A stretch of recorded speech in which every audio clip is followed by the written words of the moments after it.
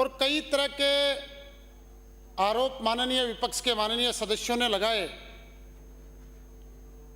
लेकिन मैं बड़ी जिम्मेदारी के साथ में ये कहना चाहता हूं कि हमारी भारतीय जनता पार्टी की जो माननीय मुख्यमंत्री भजनलाल जी शर्मा के कुशल नेतृत्व की जो सरकार है, हमारी सरकार पूरे प्रदेश में चाहे प्रारंभिक शिक्षा हो, चाहे माध्यमिक शिक्षा हो या उच्च शिक्षा हो, इसका स्तर सुधारने के लिए और हमारे देश के नौजवानों को, छात्र छात्राओं को बेहतर शिक्षा देने के लिए संकल्पबद्ध है। और इसके लिए हमने पहले बजट में और इस बजट में कि शिक्षा का स्तर सुधरे, इसके लिए हमने बहुत सारे प्रयास किए हैं। अभी विपक्ष के माननीय सदस्य कह रहे थे कि आपने शिक्षा के लिए क्या किया, आप अंग्रेजी माध्यम के विद्यालयों को बंद करने जा रहे हैं।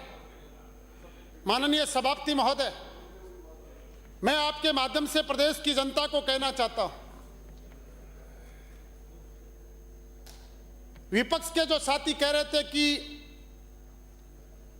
हमने एक सपना पूरा किया। माननीय सभापति महोदय, यह भी एक हास्यास्पद है कि आपको 2018 में जब जनता ने जब सरकार बनाने का मौका दिया, तो आपको सपना सरकार के जाते वक्त क्यों आते हैं? आपने अंतिम समय में अंग्रेजी माध्यम विद्यालय खोलने का काम किया और इसमें केवल आपका इतना सा योगदान है कि आपने जो हिंदी मीडियम के जो स्कूल थे उसके मुख्य द्वार का बोर्ड हटाकर उस पर महात्मा गांधी अंग्रेजी माध्यम सिर्फ लिख दिया। इसके अलावा अगर आपकी सरकार ने अगर अंग्रेजी माध्यम विद्यालयों में बच्चों की अंग्रेजी माध्यम में पढ़ाई करने के लिए अगर एक भी शिक्षक की नियुक्ति की हो, एक ही शिक्षक की भर्ती की हो जो अंग्रेजी माध्यम के बच्चों को पढ़ा सकता है, तो आप इस सदन के माध्यम से हमें बता सकते हैं। केवल बातें करने से शिक्षा का भला नहीं हो सकता। और यह मैं बड़ी जिम्मेदारी के साथ में कह रहा हूं माननीय सभापति महोदय, जो तमाम लोग हम लोग सदन के अंदर बैठे हैं और जो अधिकारियों की गैलरी में जो अधिकारी बैठे हैं, हमारा किसी का बच्चा सरकारी विद्यालयों में नहीं पढ़ता। इसलिए आरोप प्रत्यारोप की बजाय हमें मिलकर इस दिशा में ठोस कदम उठाने पड़ेंगे, तभी सरकारी विद्यालयों की दशा सुधर सकती है, सरकारी महाविद्यालयों की दशा सुधर सकती है। माननीय सदस्य विपक्ष के कह रहे थे कि आपने क्या किया। मैं आपको बताना चाहता हूं कि इस बजट में भी हमने स्कूलों के बुनियादी ढांचों और विस्तार के लिए 175 भवनविहीन और जर्जर स्कूलों के लिए 200 करोड़ रुपए का बजट में प्रोविजन किया है। 2000 विद्यालयों के भवनों की मरम्मत के लिए हमने 175 करोड़ रुपए का प्रोविजन किया है। विभिन्न विद्यालयों में क्लासरूम, लैब, कंप्यूटर लैब और टॉयलेट्स के लिए 225 करोड़ रुपए देने का बजट के अंदर प्रावधान करने का काम हमारी सरकार ने किया है। हम माननीय सभापति महोदय केवल बातें नहीं करते, हम विद्यालयों का स्तर सुधारने के लिए, शिक्षा का स्तर सुधारने के लिए बड़े संकल्पबद्ध होकर इस दिशा में काम कर रहे हैं। कस्तूरबा गांधी आवासीय बालिका विद्यालयों में 65 करोड़ रुपए का प्रोविजन किया है।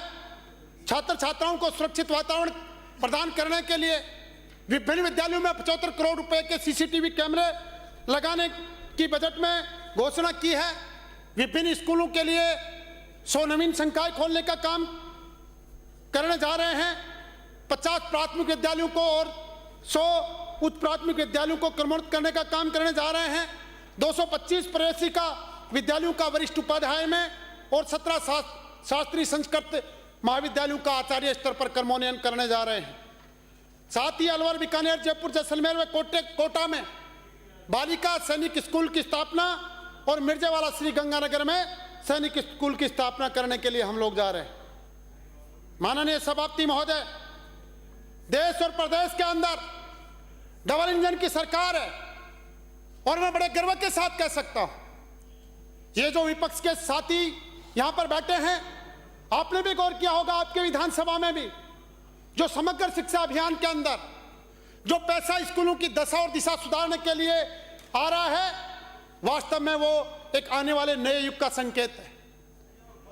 मैं बड़ी जिम्मेदारी के साथ में कह सकता हूं कि पिछले 1 साल के अंदर नवीन भवनों के लिए, विद्यालयों में कक्षा कक्षों के निर्माण के लिए और मरम्मत के लिए केवल मेरे अकेले खंडेला विधानसभा क्षेत्र में 15 से 16 करोड़ रुपए विद्यालयों में आए हैं। निश्चित रूप से हमारे विद्यालयों की बेहतरी का संकेत है और मैं माननीय मुख्यमंत्री जी का धन्यवाद करना चाहता हूं कि प्रत्येक विधानसभा क्षेत्र के लिए विद्यालयों में भवनों के निर्माण के लिए और शिक्षा को बेहतर बनाने के लिए, इंफ्रास्ट्रक्चर के लिए अलग से प्रत्येक विधानसभा में 3-3 करोड़ रुपए देने हमको पिछले 1 साल में देने का काम किया है।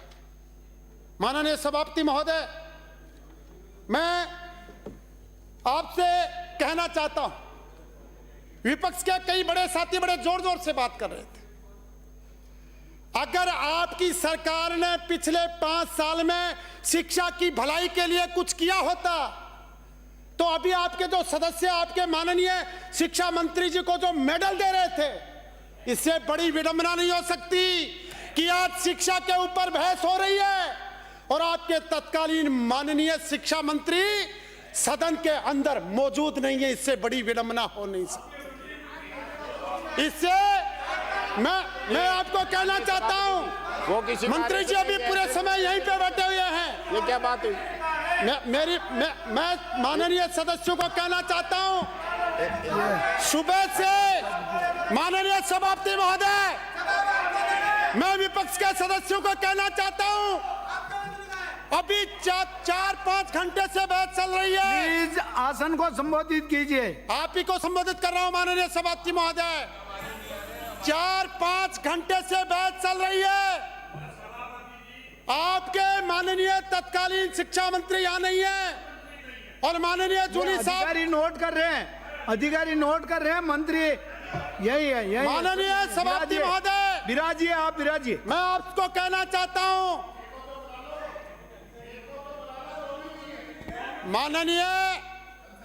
ये आपसे निवेदन है, एक माननीय जूली साहब, आप बैठिए।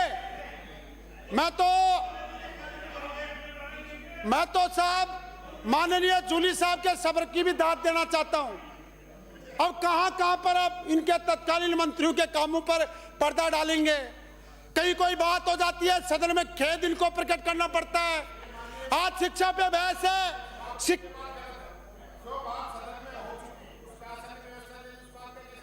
बिना बात ही प्लीज ऐसे नहीं होता भाई। माननीय सभापति महोदय, ऐसा कोई वाक्य है तो ये क्या बात हुई? डिलीट कर दीजिए। लेकिन माननीय सभापति महोदय, मैं बड़ी जिम्मेदारी के साथ कहना चाहता हूं, अगर आपने काम किया होता शिक्षा के ऊपर तो शिक्षा मंत्री तत्कालीन उस समय के जवाब देने के लिए आप मौजूद होते।